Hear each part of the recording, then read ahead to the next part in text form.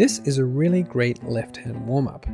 What it does is it takes the fingers 1, 2, 3 and 4 and systematically goes through them in the different permutations that are possible. 1, 2, 3, 4, 1, 2, 4, 3, 1, 3, 2, 4, 1, 3, 4, 2, and on it goes.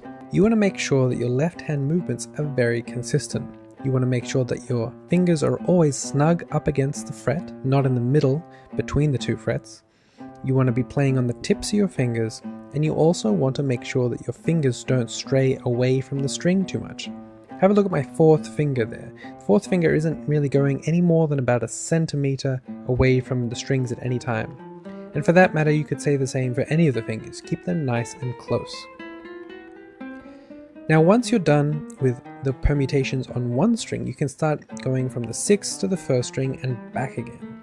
This is going to bring in a new set of challenges, and you need to keep the wrist and finger movements nice and smooth to keep your hands at the same angle as you cross the strings.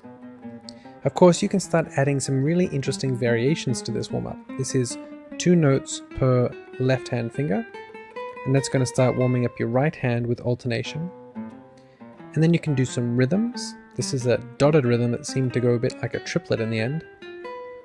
You can do rhythms, your right hand can get worked out, your left hand can be worked on vibrato or your connection between the notes, the legato. Of course, you could work on speed if you like. But the beautiful thing about this simplicity of this exercise is that you can have a myriad of different things you can work on while warming up your left hand.